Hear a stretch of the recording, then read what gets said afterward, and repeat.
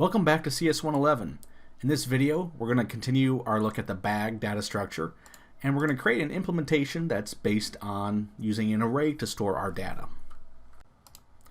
In our previous lecture, we looked at how we can code up interfaces to lay out the design for abstract data types, like bags. In that lecture, we went and wrote string bag interface, which defined the methods that would be supported for a bag to store strings. Once we have an interface coded, we can go and create a variable of that type of interface, and we can go and access the different methods that are defined in that interface. The thing is, though, that's not enough to actually make our program run. We can't have just an interface. We actually need to have a concrete class that goes and implements that interface and actually goes and provides bodies so that when we go and call a method that's defined in the interface, our computer actually knows what it's supposed to do. When we go and create a class that implements an interface, we have to go and provide body implementations, basically the things inside the curly braces, for every method that's defined in the interface. We can't just pick and choose. Every method needs to have a definition.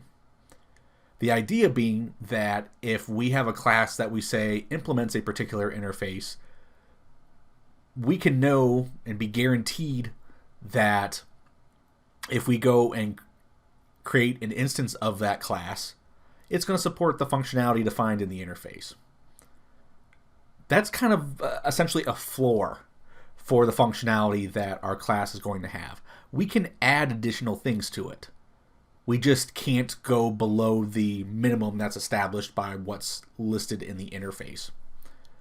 One thing that you do want to be careful about if you go and add additional functionality in your concrete class implementation is that it's going to restrict your ability to go and swap out the concrete class implementations in the future. So if, for example, I go and implement a bag using an array now, which is what we're going to be doing in this lecture, and then I want to change in the future to going and using one that's in a node-based setup. As long as I'm going and just using the methods that are part of the interface and both classes go and implement that interface, I'm good. I can just change from new string array bag to new string node bag, and everything would work fine. If I start to go and reference the methods that are defined in that concrete class that are not part of the interface, it starts becoming much more involved to go and swap out things with my code. So just be careful about that. Sometimes you may actually have a legitimate need to go and provide additional functionality. That can be okay, but just don't go overboard with it and incorporating things in your code unless there's really a good reason to do it. One thing to be aware of when you're working with an interface is that Java does not allow you to define a constructor as part of the interface. That gives you a lot of flexibility in whatever class you write that goes and implements that interface. You're not tied to anything for what you do with the constructor, at least not tied to anything by the interface. That can become a problem, though. There may be cases where you need to go and be able to set up specific things about whatever object it is you're trying to make. And if you want to be consistent about them, that's tricky to do when you don't have an interface there to go and enforce that consistency. There's some other design patterns, like going through and using a factory pattern, that can help in those sorts of cases. But that's beyond the scope of what we're going to talk about here. What I'm going to suggest to you is that if you have constructors that need to go and take input parameters, make sure that you create a default constructor, one that does not require any parameters, that will go and set things up just assuming some default values. That way, you can always go and create at least a basic object with those default settings without having to worry about specifying any parameters. That's going to make your object, your class that you're going coding up, a little bit more user-friendly for when you go and work with it. With that out of the way, let's take a look at our first concrete implementation of a bag. And this one's going to be using an array. We're going to go and work with implementing the string bag interface that we designed in the previous lecture. Now, one big thing that you're going to need to be aware of as we work with this implementation is that we're going to use an array to store the items that we're placing in the bag. Since the size of an array is fixed at the time that it's created, that's going to go and make things a little bit challenging here with our implementation. It's going to provide some limitations here. If we want simpler code, what we can do is set a maximum capacity for the bag at the time that we go and create it, and once we hit that capacity, we just can't insert anything else into the bag. That's going to be the simplest approach for managing things. If we want more flexibility, what we can do is go and set things up so that if we reach the capacity of our array, we can go and create a new bigger array. But then that means that we have to go and copy everything that's in the smaller original array into that new array.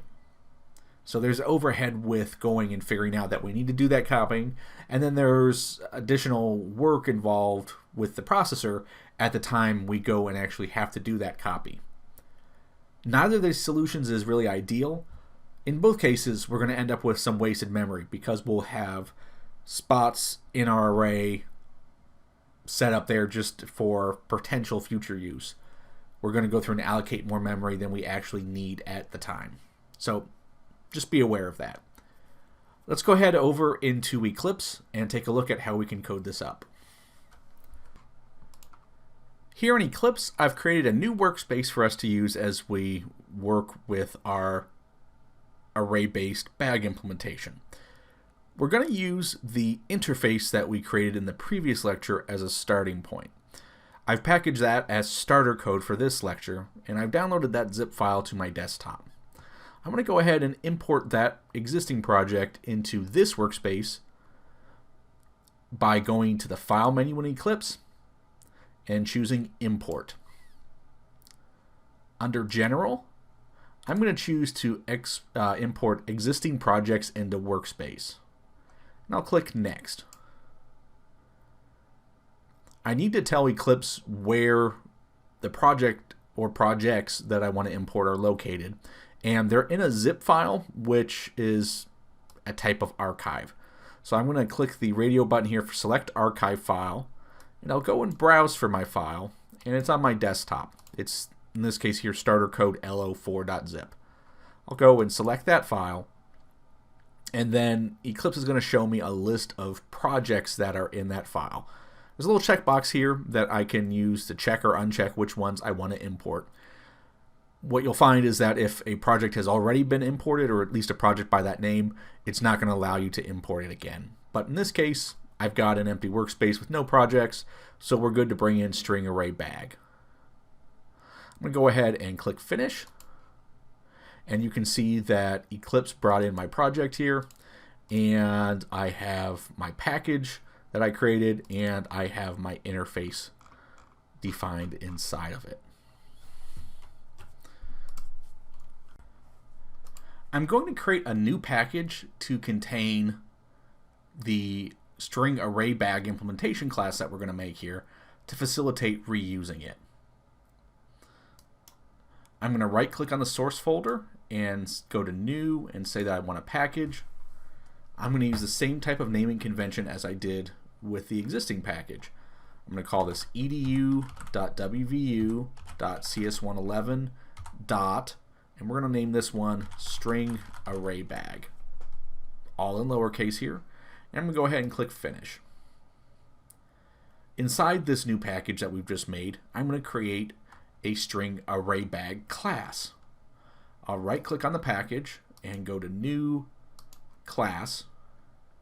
I'm going to go and give my class a name, and I want to call this string array bag, following the uppercase version of camel case that's used for classes here. Notice that I'm capitalizing the first letter of each word. I'm going to go and keep this class as public for its access modifier so that I can reuse it throughout other code. And I'm going to go and add an interface that I want to have this class go and implement. I'm going to click the Add button here, and I can go and start to type in the name of the interface that I want. So I want string bag interface from the package edu.wvu.cs111.bag.adt. So I'm going to go ahead and click OK. I'm going to go and leave this box checked to go and create a method stub for inherited abstract methods. And I'll click Finish. What that option did is it went and created stubs for all of the methods that are defined in the interface that we'll need to implement. Eclipse gave a return value as necessary for each of these methods that matches its return type, so that we don't have any compilation errors, at least initially, as we start to go and hopefully create and try to test our code here. We'll want to go back and complete all of these methods. And in fact, you can see that there's a to-do comment that Eclipse dropped in for each of them just to indicate that it's an auto-generated stub, which basically means we actually have to go and remove that comment and replace it with our own code. A couple other things to note here. Eclipse went and marked that the class implements string bag interface. Since it goes and implements it, the Javadoc that was provided for each of the methods that are from the interface is automatically going to go and flow down. So, for example, if I hover over add, it's saying that it's specified by the add method in string bag interface, but it has the description, the parameters, and the return values.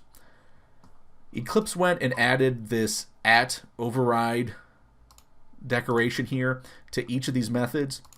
And what that means is that this method that we've defined here is intending to go and override a method that is coming from the interface that we're implementing. You can also use the override decorator here if you're going to go through and override something that you're inheriting from a class. What this override does is it goes and tells Java that this method should have the exact same header signature as an existing method. It should have the same name, the same return type, the same parameters. If something were different and I use the override decorator, it's actually going to go and flag with an error. So for example here, if I went and had add and it's marked as override, but it's not actually matching here, it's going to generate this error saying that it needs to override or implement a supertype method. In this case, it doesn't. So this is a good way that we can help avoid simple mistakes just by going and putting that override decorator on. The code will still run the same whether or not it's there. It's just basically keeps us from making an easy mistake that might be a little bit tricky to debug. Let's go ahead and start fleshing out this new class. The first thing that we're going to do is create a series of fields that are going to support the operation of our bag. The first field that we're going to create here is going to be the actual bag itself. So we're going to use an array to store the contents of our bag. So we're dealing with strings right now, so this is going to be a string array, and I'm going to call it bag. I'm going to go and provide an access modifier for this field here, and I'm going to go and make it protected. When I go and set an access modifier, I want to think about what I want to allow access to this field. I don't want to make it public because I don't want any code that's using the bag to directly go and manipulate the contents of the bag. I want it to do everything through the methods that we've provided. So I don't want public,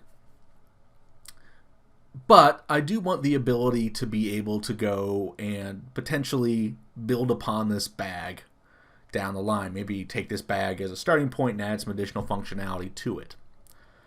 In order to be able to access the bag from any class that I might have inherit from string array bag, I'm going to have to make this be protected in order for that to work.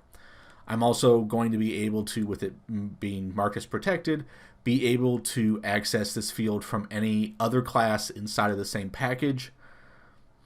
But that's not really a huge concern in this case because this is the only thing that's going to be inside of this package at this point. I'll go ahead and provide some Javadoc for my bag. So with Javadoc for a field here, you just have a description of what it is. There's not any tags that you would normally go and use. So I've got the bag. I want to keep track of how many items are in the bag. That way I know how many of the array elements are actually in use. So I'm going to do a protected int that I'll call size for that purpose. This way I can keep a running total, and so that when I need to go and figure out how many spaces are in use, I don't have to go and loop over the array to try to figure that out. That's really not good from a performance standpoint to have to go and loop and search every time. So I'm going to go through and use this value instead. The other thing that I'm going to provide here is going to be effectively a constant. With an array, we have to specify a particular size for the array when we go and create it. And we're going to actually provide two versions of a constructor here in a moment. One that will take what the initial size should be, but we're also going to provide a version of the constructor that just goes and uses a default size. What this constant, basically actually a static final that we're going to make here, is going to do is it's going to serve as that default size. So I'm going to go and mark this as protected for the access modifier. I'm going to say it's static, so it belongs to the string array bag class as a whole rather than any particular instance of it. And I'm going to mark it final, which means that its value cannot be changed. So that's effectively how we go and make things be constants in Java. It's going to be an int, and in keeping for the naming convention used in Java for constants, I'm going to name it in all caps with an underscore in the place where there would be a space between words. I'm going to go and choose 25 as the default size for my array, and I'll provide some Javadoc for this. With the fields out of the way, let's go and create our constructors. As I mentioned, we're going to have two versions of the constructor here. I'm going to implement the one that takes a parameter first. When we're going and working with overloaded versions of methods, especially if they're sort of related to one another in terms of what they're doing, it's pretty common to go and use the version that has fewer parameters, just basically as in terms of its body, have it call the more advanced version. That's what we're going to do here. So I'm going to create the more advanced version. I'm going to go ahead and make this constructor be public so that I can use it whenever I go and use this class. Its name is going to be string array bag to match the name of the class, and it's going to have one parameter. It's going to be an int with the capacity that we're trying to use for the array. Inside the body of this constructor, I'm going to do two things. First thing I'm going to do is go ahead and create the array for the bag. So I'm going to go and say this dot bag equals new string of size capacity. When I write classes, I normally will go and prefix things that are supposed to be fields with this, to go through and just drive home the fact that it is a variable that belongs to the class itself, or actually my class instance really, as opposed to a local variable within this particular method. Now, in this case here, since there isn't any conflicting local variable called bag, I could just say bag equals, but I normally just like to use this prefix. That's kind of a personal preference thing.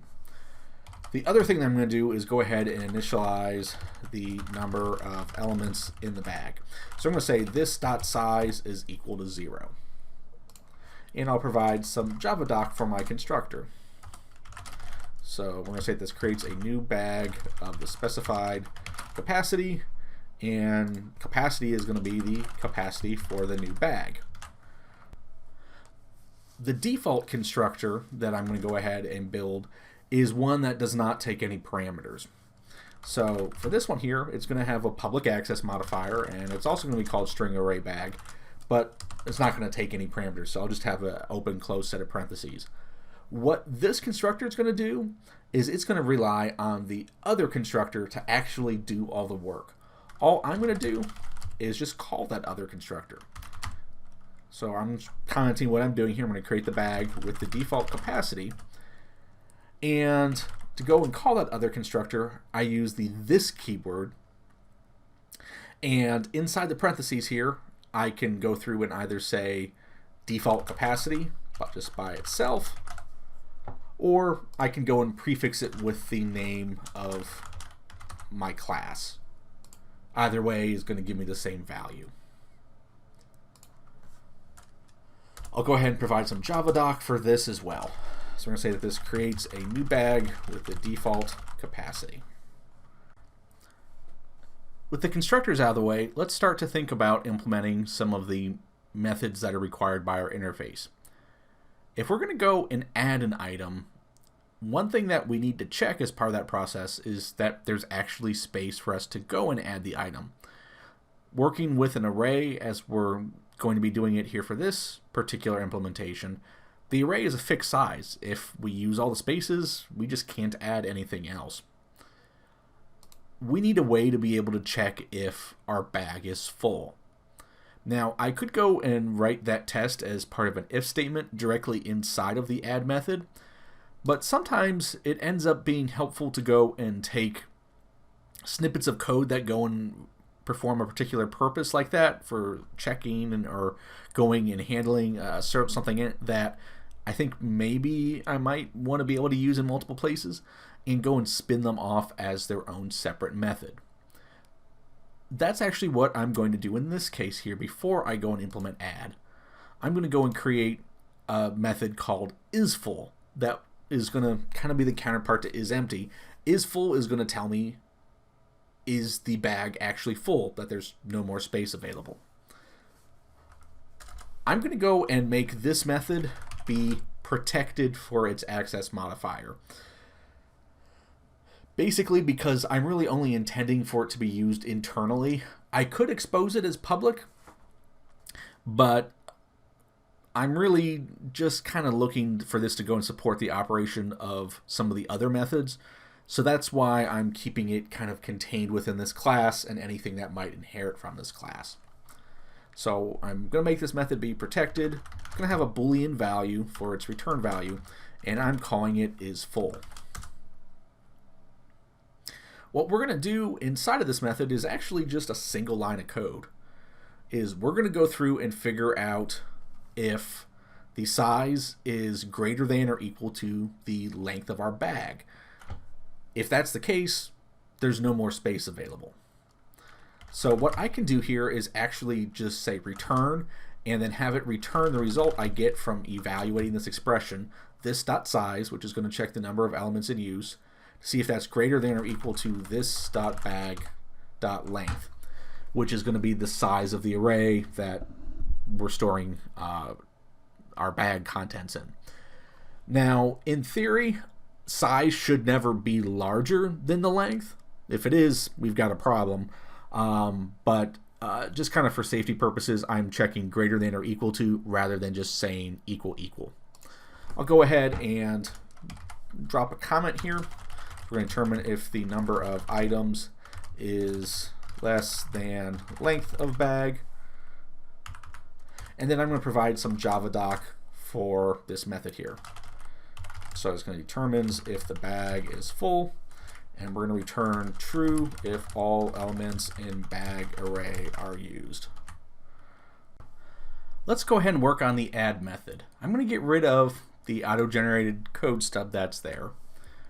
The first thing that I'm going to go and do inside this add method here is make sure that we're going to be able to add the item that we're actually trying to add. There's two cases where we might not be able to add it. The first would be if our array is full, there's no more room, obviously we can't add something. The other case where we're not going to be able to add is if the item that we're trying to store is null. Null basically signifies that essentially there's nothing there. There's not normally a good reason why you would want to store a null value in the first place, and you have to be really careful when you're going and working with nulls to make sure that you don't encounter null pointer exceptions. So just to simplify things, we're just going to say that you can't store nulls. I'm going to begin here by writing an if statement that'll check for those conditions, and if either of them is true, we're going to go ahead and return false to signify that the item is not added. So I'm going to have two conditions in my if statement. The first one is going to be see if we're full. So I'm calling this dot is full.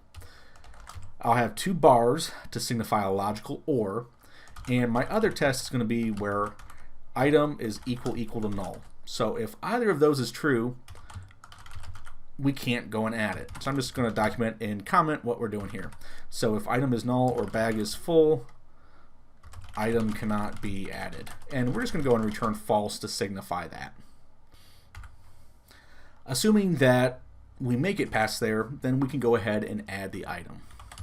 And what we're going to do here is we're going to add the item at the first empty position. We want to keep all of the elements that we're actually using compact starting with index 0 because it's going to be easier for us to work with things that way.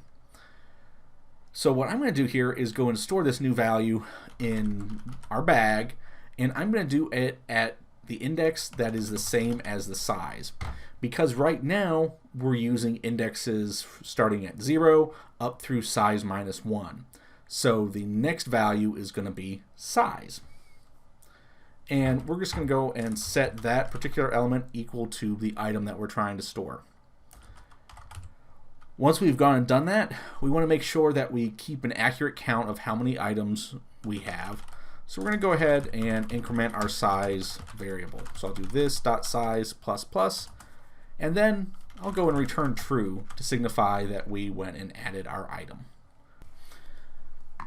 Just to wrap up some things with documentation for this method here, if you notice we have this @override decorator, which is going through and signifying that this method is intended to go and replace a method that was either in a class that we're inheriting from or from an interface. So this override decorator here isn't strictly necessary, but it does give us a little bit of a benefit that if we have something marked as override and our method header is different than what's being inherited, it'll go and throw an error. That way we can make sure that, for example, we don't accidentally add an additional parameter that we shouldn't have.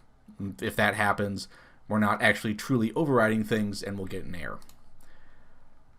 For the methods here that we defined in our interface, since we went and provided documentation for them in our interface with Javadoc, that documentation is automatically going to flow down to any of the classes that go and inherit that interface.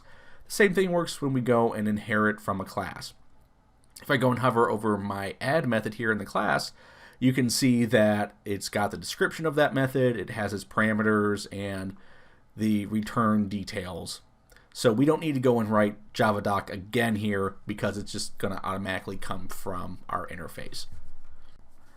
Now that we've seen how to go and add an item to our bag, let's take a look at how we might go and remove something. We've got the two versions of this remove method, but one thing that we want to go and keep in mind here as we work with our implementation is that with our array, like I said, we want to keep things compact and up towards the beginning of the array. We don't want to have any empty gaps in the middle of items that we've removed. What I'm going to do is I'm going to create a helper method here that's going to serve to help sort things out and move our values around as needed so that we can actually go and remove stuff. So the actual real work of removing a particular item is going to happen inside of this new method that I'm going to call remove element. Our other versions of remove are just going to go and get things set up and then call remove element to do the real work. For this method here, I'm going to go and have it be protected. I don't want this to be publicly available. It's really intended just to support the operation of my class. I'm going to make it protected here so that if I do go and extend string array bag, anything that would inherit from it would have access to this method. My method is going to go and return a string with the value that we're going and removing. And I said I want to call it remove element. And it's going to take an int that's going to be the index that we're trying to remove. Inside the method, I'm going to do a little bit of a sanity check here to make sure that the index that we were provided is actually valid. Because if we have an invalid index, we're not going to really be able to remove anything because it doesn't actually exist. I'm going to use an if statement here to check, and I'm going to say if the index is greater than or equal to this dot size. So since we have a zero-based index, the real elements that are actually valid are always going to be less than size. Then we've got a case here where we have not a valid index. And I'm going to go and return null in that situation. That's not the only scenario where we can have an invalid index, though, where it's larger than the number of elements we have. If we have a negative number for our index, that's also going to represent an invalid value. So I'm going to go and expand my if statement to take care of that as well. So I'm going to say here if index is less than 0 or it's greater than or equal to size, we'll go ahead and return null. And null is basically our way of signifying that we could not actually return an item. I like setting up my code like this here, where I'm going and checking for invalid situations and just getting those out of the way right at the beginning of the method. I find that a lot of times that simplifies the logic that I need to do down below. So that's why, you kind of saw with add in here, why I'm going through and dealing with these return cases right away. And I code these normally to go ahead and actually return, which just means we get out of the method if we have this. We don't continue on and store something in a variable unless there's absolutely a reason to do that. Once we're sure that we actually have a valid index, we want to go and see what is there, so we can go ahead and return it when we're done with our method. I'm going to create this var here called item, and I'm going to set it equal to what is in our bag at the index that we're trying to get rid of. Once we have protected that value by going and storing it in an item, we're actually going to overwrite the contents of that particular element with the value from the last element. That's going to make sure that we don't have any gaps in our array. All the elements are going to be used.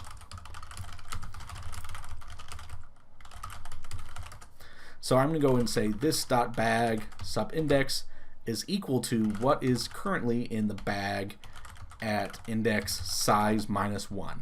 So this will go and move the last item up to replace the one that we're getting rid of. Since bags are unordered, we're okay with just swapping that without having to worry that we're breaking any ordering. In the case that we're actually removing the last element, we're basically just going to be setting it equal to itself, which that's okay. There's no point in me going and writing an if statement and introducing more complex logic to try to ward off that case where I may be dealing with the last item. Once I've gone and moved the position from the last item up to where we're trying to replace, we're going to go and set the old position to null, just to signify that it's no longer a element that's in use. I'm going to go ahead and say this dot bag sub this dot size -1. If you notice, that's the element we just copied from. I'm going to set that equal to null. And we just need to clean up now. We're going to go ahead and decrement our size so that we can keep track accurately of how many items we've got. So I'm doing size -, and then we're going to go ahead and return our removed item. So I'm going to do return item. Since this method is not coming from an interface where we already have Javadoc, I'm going to write our own Javadoc for it here. So we're going to say this removes element at specified index. Our index is the index number of the item to remove, and we're going to go and return the value stored at the index, or null if not a valid index. with our remove element method in place, we're ready to go and tackle the version of remove that doesn't take any parameters. This is actually going to be a really simple method because all of the work is going to happen inside of remove element. What we're going to do is hard code this here so that it always tries to remove element 0 from our array. We don't need to do any guesswork about which one is the best one to take out. We're just always going to go and remove the item that's in that very first position. So I'm going to call this dot remove element, and I'm going to pass it that I want to remove element 0. This version of remove is supposed to return a string and of the item that we removed, and that's actually what we're getting back from remove element. So I'm just going to go and return the value that I get back from remove element here. And that's it. Let's go and take a look at isEmpty now. And this is also going to be a pretty straightforward method. What we're going to do here is look to see if the size that we have stored is 0, because if it's 0, that means we're not actually storing anything. And I can do this all in one line of code as well. What I'm going to do is return the value that comes back from evaluating the expression inside of our parentheses here. And that's going to be to see if this dot size is equal to 0. If the size is 0, this will evaluate to true. If it's anything else, this will evaluate to false. And then we're just going to return that true or false. Our clear method goes and gets rid of everything that's in our bag. One way that we might consider implementing this is going and using a loop, where you can go and check to see if the bag is empty, and if not, then we go and call the version of remove that doesn't take any parameters to go and remove an item, and we just keep on doing that while the bag is not empty. But since we're working with an array here, there's actually a little bit better method that I'm going to go and use. This kind of shortcuts things here. What I'm going to do is go through and just directly set the size to 0 to signify that we're not storing anything. So I'm going to do this dot size equals 0, and then I'm going to go and fill all of the elements in our bag with nulls. And this was something that we were doing just to go and signify that an element is not being used, which is sometimes nice if we're especially trying to go and debug our code. If we want to go and look at the array in the debugger, we can see that they're all going to be null. Now, I could write a loop to do this, but there's actually already a method that's intended for this purpose. It's in the java.util.arrays class, and it's called fill. For fill, I need to provide 2 arguments. The first one's going to be the array that I'm trying to go and fill with values. So I'm going to fill this dot bag. The second argument is the value that I want to go and place into each of the elements, and in this case that's going to be null. So this is just going to go through all the elements in that array and set them all to null, and that will clear out our bag. Next, we'll take a look at our size method, and this one is super simple. All we're going to do is just return the value that's stored in our size field. This way, since this is a public method, we'll be able to go and get the size without allowing other code to go and actually change the value of size. This is effectively a getter. A lot of times we might actually go and prefix the name with get, say like get size, but kind of the convention for Java when working with data structures is just to call this method size, so that's what I'm doing. And here, since this is so simple, I'm not even bothering including a comment in my method. Let's continue on here and think about how we want to go and remove items when there's a specific item that we're trying to remove. What we're going to have to do here is find where in the array, if at all, that particular item we're trying to remove is stored. It's going to be helpful for us to actually go and write the code that will go and find the array element as its own method, because we're going to be able to make use of that again in another method here in a little bit. What I'm going to do is create a new helper method here, and since I did my other helper method as protected, I'm going to do the same here. we're going to go and return an int that will have the array index of the item, assuming we were able to find it.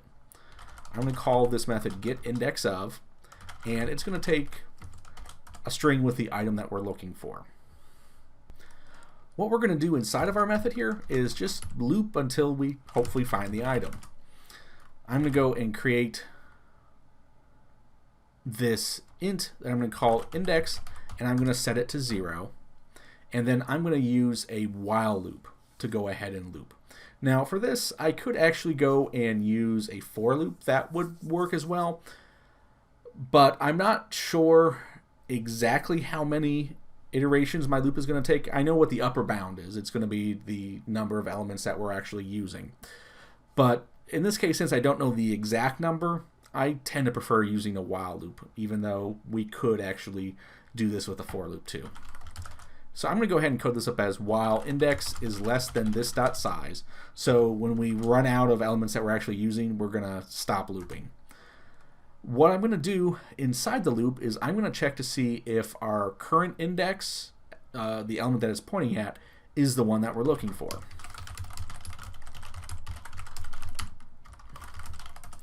And I'm going to write an if statement here, and I'm going to be careful about how I go and write this if statement.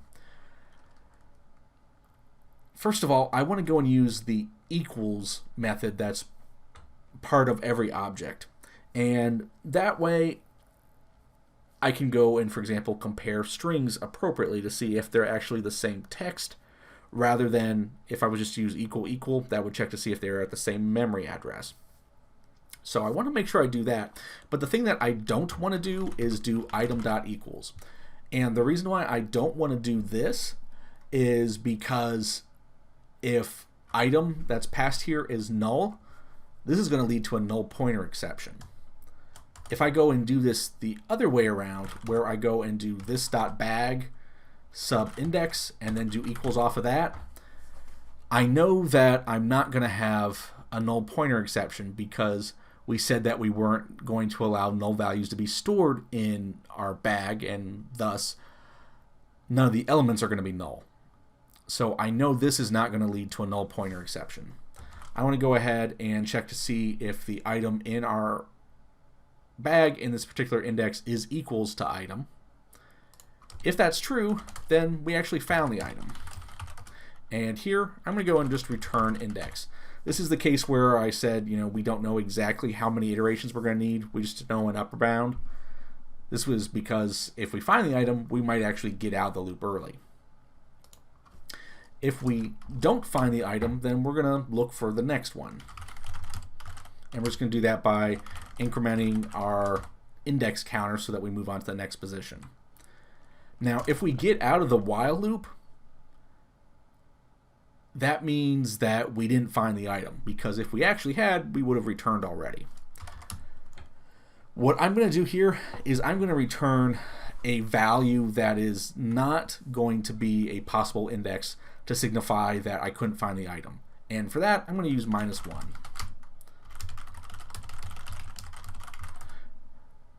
Array indexes always start with 0, so -1 is something that I know is not a valid index.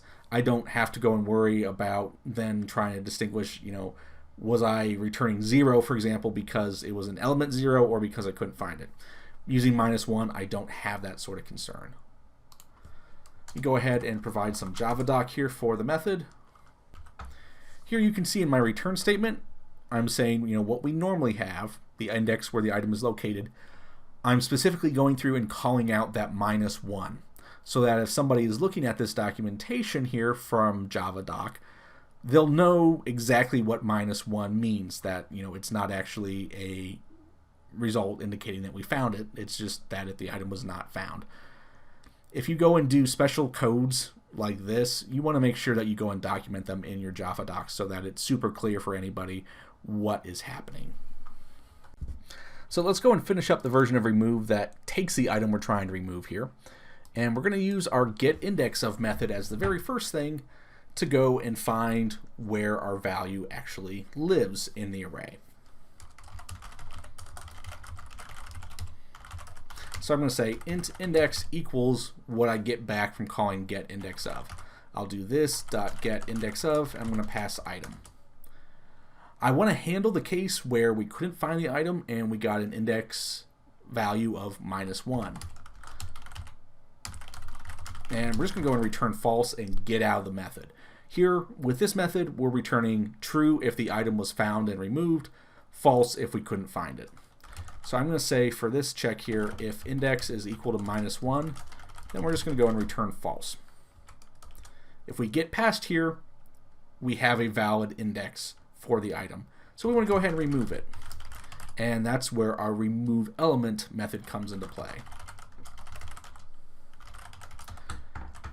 Here, I'm not bothering to capture the return value from remove element. We're just returning true or false from this remove method. So I don't need to know what value we removed to go and give that. You know, we can kind of assume that we removed item here. But the other case here is that if we had a problem with our index here, where this might go and return null, we actually would have caught it or further up here if we had an invalid index, because we would have returned false at that point. So there's really no need for me to go and check the remove element return value here. We're just going to assume that we've got a valid index at this point and that we went ahead and removed things. And then what we're going to do is just return that the item was removed, which is a return true statement. Now that we've seen how we can look over an array to go and find an item to remove, let's take a look at how we can go and iterate over the array to find how many times an item is present. That's what our count of method is going to do. It's going to tell us how many times this item is present in our bag array.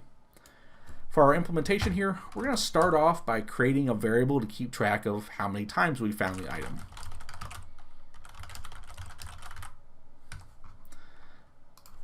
And I'm going to go and make this be an int. I'm going to call it occurrences. And I'll initialize it to 0 to signify that we haven't found the item yet. I'm going to need to go and look at each of the elements in my array that are actually in use. Here, there's not really any way for me to bail out early. I have to check all of them. So I'm going to actually do this as a for loop because I know specifically from the beginning of the loop how many iterations this is going to take. So I'm going to do for here. I'm going to say int I is equal to 0, and I'll loop while I is less than size. I don't need to check every element in the array. That would be like this.bag.length. I just need to go and check the ones that we're actually using, and that's what this.size tells me. Each time through, we're going to increment I. And what I'm going to do for each of these elements here is see if we've actually found the item that we want.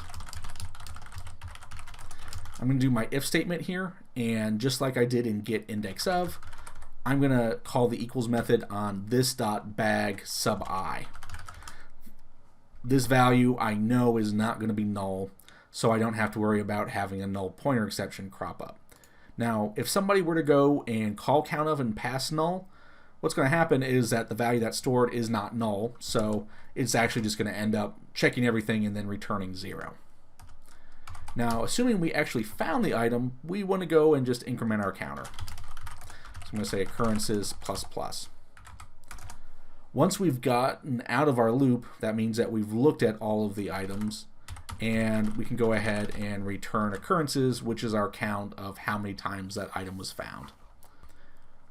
Our contains method is going to be sort of similar in that it's going to tell us if our bag contains a particular item. It's not going to tell us how many times it contains it, just is it there at least once.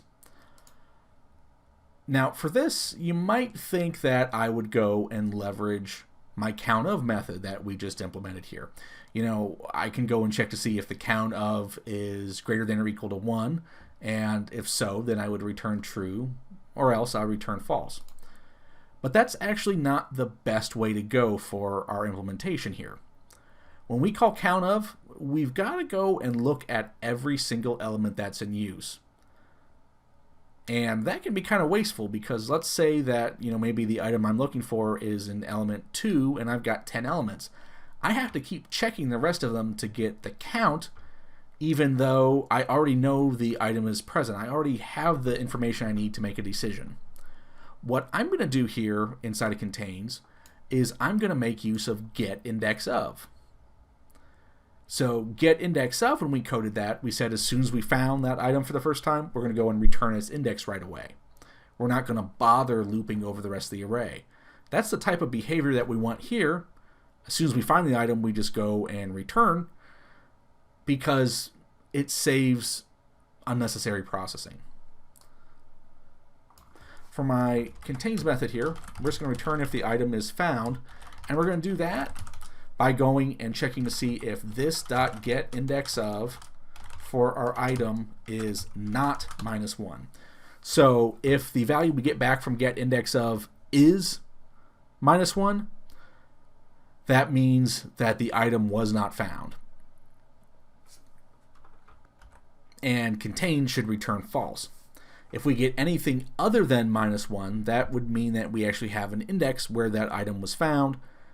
We want to go ahead and return true from contains. So this is a little bit more efficient than if I were to go and check against count of to see if it was greater than or equal to 1. Let's go and wrap things up here for our string array bag class by going and implementing the toArray method. So the goal of this method is to go and return an array of strings that correspond with the values we have stored in the bag. We don't care about ordering since a bag is unordered. And the way we're going to do this here is we're going to have it so that the array that we return is just large enough to contain the items from the bag. So it's going to be sized so it matches the value in the size field of our bag. Now I could go and create a new array and then copy things, but as it turns out, there's actually a static method that's going to be helpful for us here. And the static method is going to be really helpful when we continue down the line and get into generics. But that's a topic for another lecture. I'm going to return the result I get from calling java.util.arrays.copyof. So we saw the fill method earlier when we were going and clearing the bag. This one here, copy of, goes and takes our array. So we want this.bag because that's the actual array we have here. And it goes and makes a copy that is of the size that we specify for our second argument, this.size.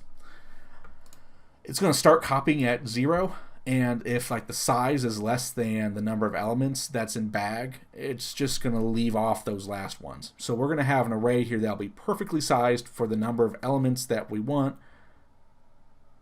without any extras at the end.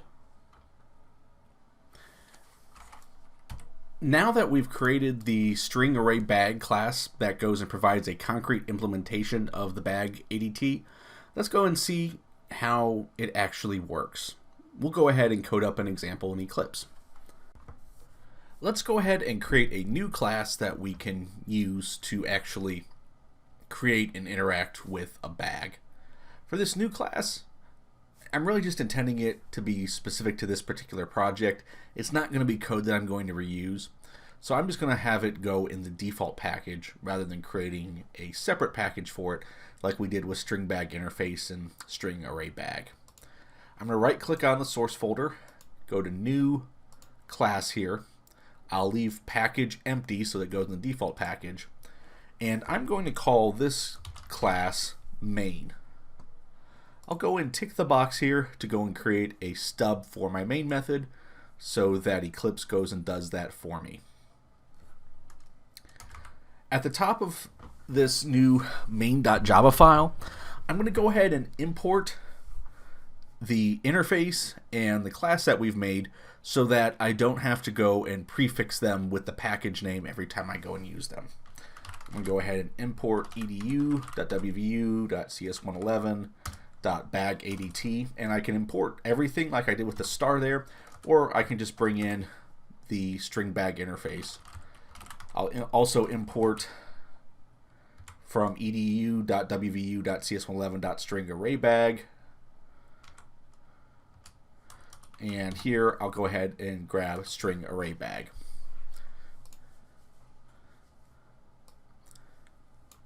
Down in the main method, The first thing that I'm going to do is actually create an instance of the string array bag.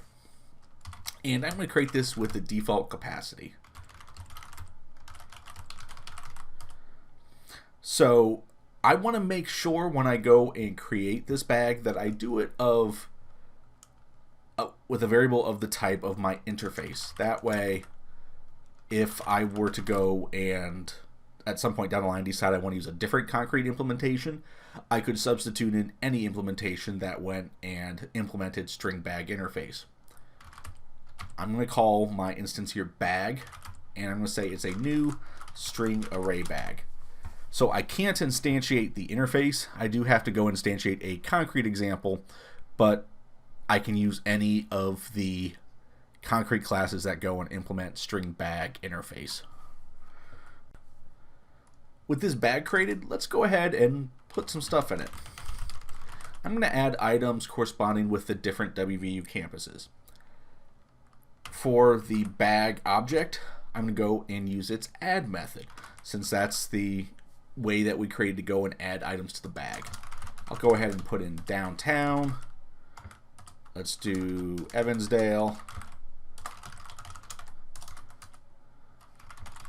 We'll say health sciences.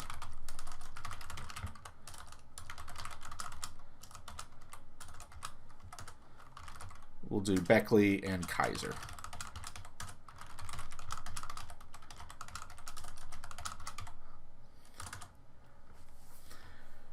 Once we've added the items to the bag, let's go ahead and print out how many items are actually in the bag. I'm going to go and use system.out.printf so I can go and format my output for the console here. And for my formatting string, I'm going to say that there are however many campuses, and since that number is going to be an int, I'll use a %d as its placeholder.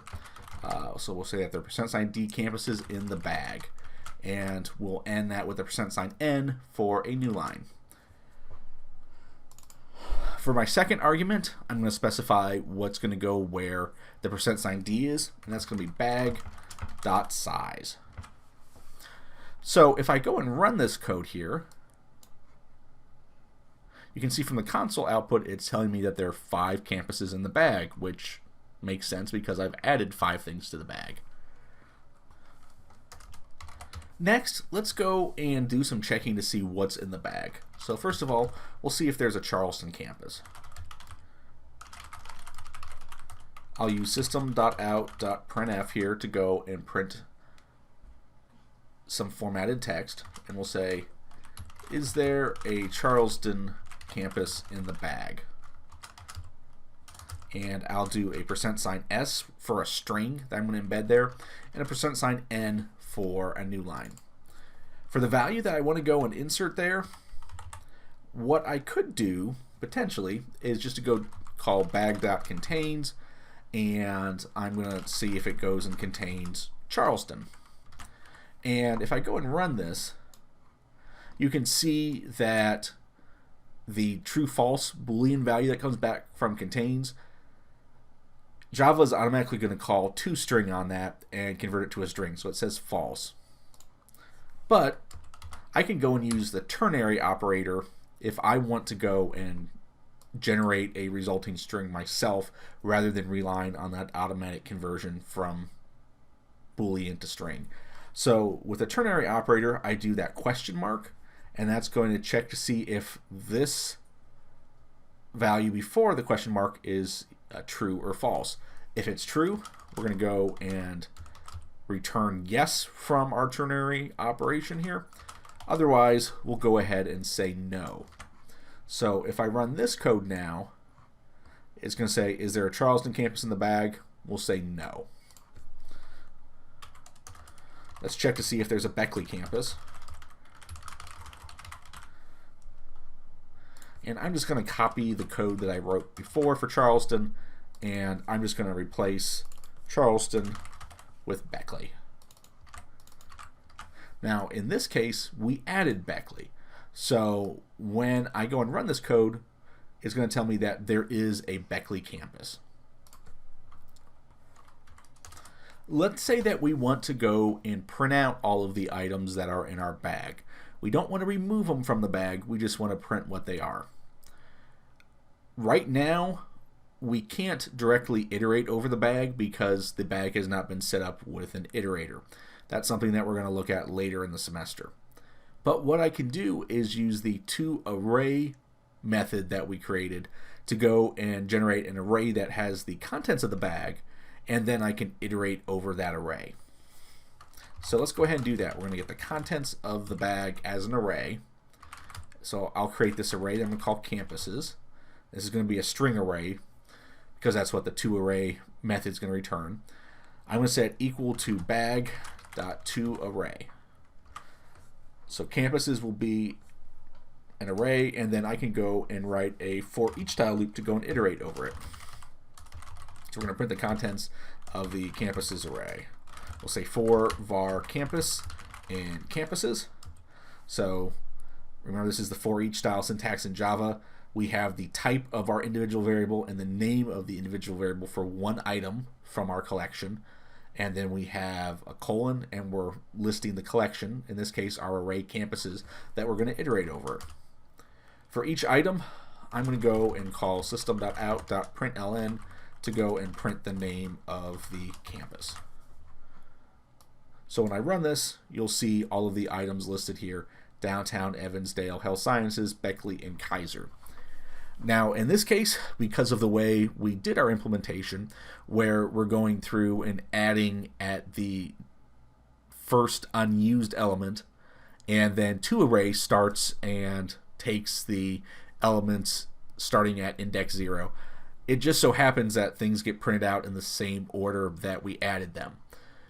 There's nothing in the definition for our interface for the bag ADT, though, that actually guarantees ordering. Technically, as long as all the items printed out, regardless of their order, this would be correct behavior for a bag. But here you can see, with the bag, we've got a convenient way. If we just want to be able to store values, we can go ahead and put them inside that bag. For this lecture's participation project, you'll need to download the starter code I have posted for it from eCampus. I want you to go and write a Java program that uses the string array bag class to go and store your 5 favorite foods. You may prompt the user to enter their favorite foods, or you can hard code them as string literals. It's your preference. I want you to go and remove and print the foods one by one until the bag is empty. That's where we're going to end things for this first look at an array-based bag implementation. If you have any questions, please join our Q&A session or send me an email. Thanks, and have a great day.